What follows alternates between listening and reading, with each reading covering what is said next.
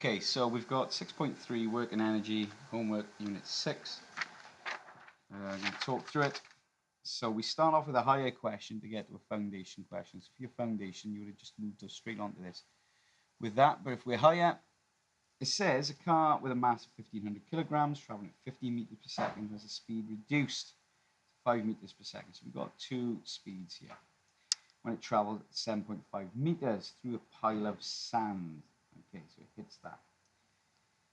Use an equation from page 2 to calculate the loss of kinetic energy. So if we're dealing with energy, we're looking for that, especially with KE.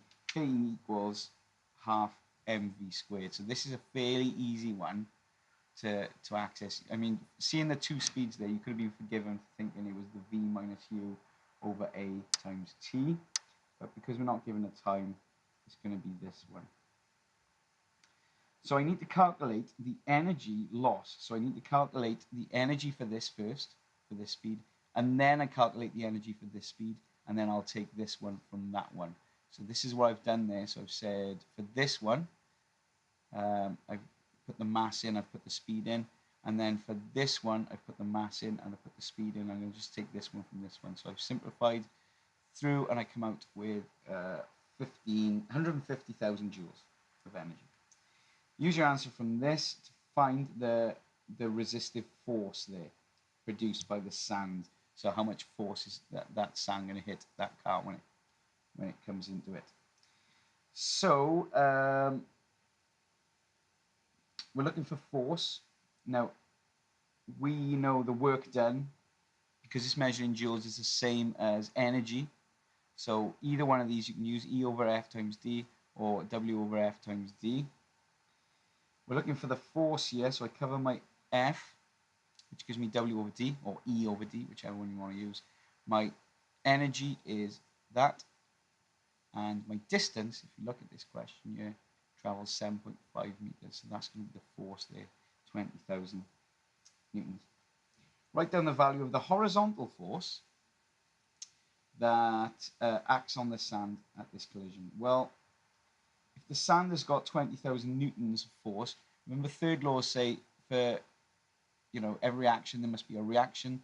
So if I'm pushing down on the table with a certain force, then you can think of it, the table is pushing back up with the same force. If that car's driving into the sand with 20,000 newtons, the sand is hitting back with 20,000 newtons.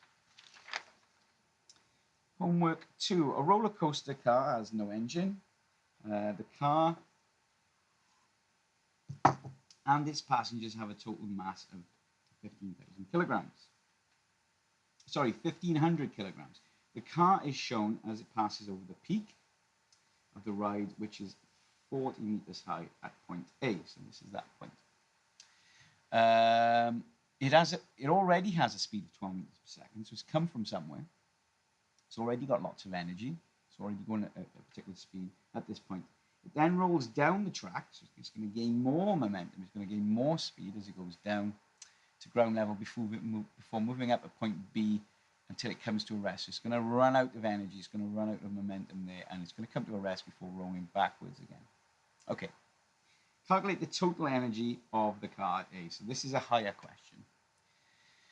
So because I've got one energy already, 12 meters per second, and then it's going to gain more energy, so that gravity is going to make it gain more energy, I need to calculate 2 here. And I've got kinetic energy, which is this one, kinetic energy over half mv squared, and I can also use this one, GPE, gravitational potential energy over mass times gravity times height. Now I've done it another way here, so when we come to this, I'll just talk you through what I did there, because I wasn't aware of this, that you had this in the front of your higher paper, but I've since realized you have, so it's a much easier way. So first of all, I'm going to do the horizontal force, kinetic energy, which is half times mass, which is mass is 1,500, times 12 meters per second. I've got to square that 12, which did I do? Let me check that, because this will alter everything if I haven't. I can't see that I've put a squared on there. So 0.5, oh, 0.5 times 1,500 times 144. Yes, I already did. So let's get a pen. I should put that there. 12 squared then. So I come up with 108,000 joules for this one. Oh, yeah, I was kind of doing a video. Can you wait 2 minutes? That's all right. I'll be done now. And then we're going to do the gravitational force here. So this GPE. So you can see the first thing I did was I did the gravity. So I did the weight of it first without doing the distance. So I just wanted to know how much potential energy it had. So I did my W equals m times g. So my mass is 1500, and my gravity is 10. Gravity is always 10 there, 10 newtons per kilogram, which come out to be 15,000 newtons. And then I used that in the E equals FD formula, because I can use my distance now to find out how much energy it's got. So I've come up with a force there. Okay, so weight is a force, and then we're going to find out the energy using that force that I found, which is 15,000 times the distance, the height, which is 40. When I add these together, I'm going to come out with 708,000 joules of energy. Now, there was an easier way to do this, where you just plug those in. So the mass would have been 1500 times gravity, which is 10, times the height, times 40. So that would have been a much easier way to do it. For the car moving at 12 meters per second at A, calculate the maximum height h that the car reaches before stopping at B. So we've got to calculate that maximum height. Again, easy way to do that now, because I know my energy. Okay, I don't know my height, I know my gravity, and I know my mass. So how much will it climb before stopping? So cover my h is PE over m times g.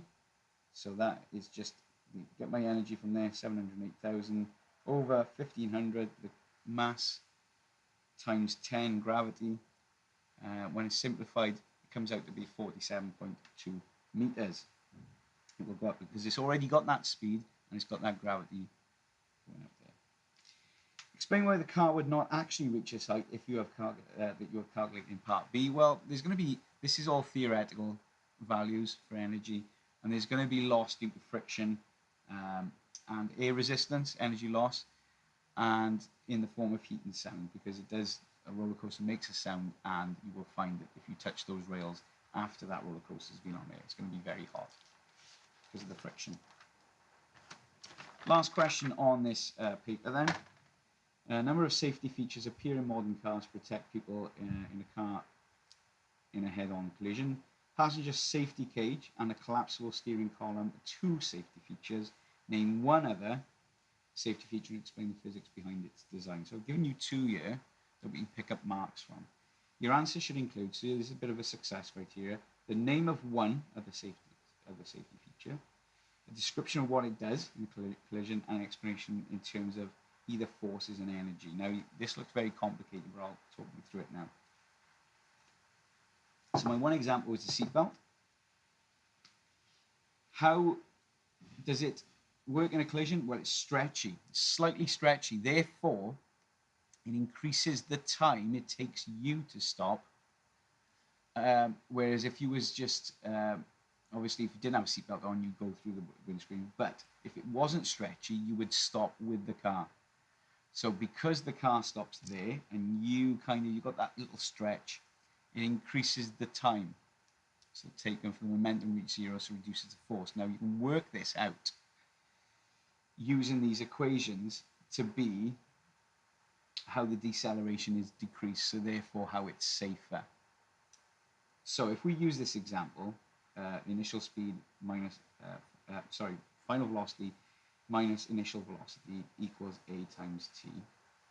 We're going to keep the speed constant, and we're going to try and show how increasing the time. So if that's constant there, 2 times 5 will always make 10. You can know, I could have had, what else can I have? That's about it really for that one. I mean, other than going 1 times 10 and 10 times 1. Maybe I should have picked a bit better number here, but the point I'm trying to make is If this is a large number, then this has got to be a small number. If this is a large number, then this has got to be a small number, because it always got to come to 10. So by increasing the time, you reduce your acceleration or deceleration. By increasing your acceleration, you're reducing your time. So we want it to be safer. So if you extend the time, you reduce your deceleration. If you reduce your deceleration, then it's a safer journey. I've also used the force one, so there's less force. Again, keep in your mass constant at this time. Okay, keep your mass constant, because your mass is never going to change. You can see now that I've calculated, well, I didn't calculate, but I've shown that if your acceleration is more, okay, the force is going to be more here, 10 times 20. Whereas if you reduce that acceleration, you're going to reduce your force. So we're keeping the mass constant. Now this is a tough one to get your head around, because you're using this equation to show how by reducing acceleration, you are reducing force. Again, I've kept the speed the same there. I've kind of swapped these numbers around to show you that if I reduce my time, I'm increasing acceleration. If I increase my time, I'm reducing acceleration there. Now, because I've reduced that acceleration, I'm going to try and prove now that as I bring acceleration down by keeping this constant, that my force is going to come down. I can stick any number here. These are just arbitrary numbers that I've just stuck in. You know, it could have been, if you can reduce your acceleration down to 5, then that's 10 times 5 is 50. It's going to be less force again. Seatbelt was one. Airbag is another. Increases the time. Again, increases the time taken. You can use these for the head's momentum to reach 0. So an airbag, if you can imagine, if it wasn't an airbag, I would just stop. But because of the airbag, my head can kind of go in to the airbag slightly. Again, increasing that distance, increasing that time. So I mentioned distance there, so we can use now energy.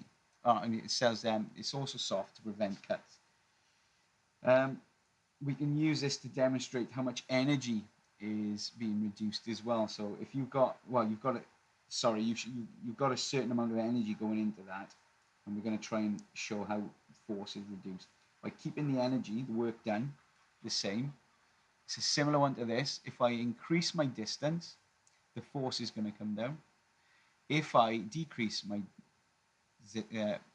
distance, then the force is going to go up. Okay, much like what I was trying to prove there. I've just kept the numbers the same to keep it simple. And because I've kept that force the same all the time, and you can show that reducing that distance, reducing the time does reduce the distance by using this one, d over st. If we keep the speed the same, which the speed will be the same all the time, okay? If I increase time, then I'm going to increase the distance. If I decrease time, I'm going to decrease the distance. And that's what that is. Tough one to get your head around, but that's how you get your full marks.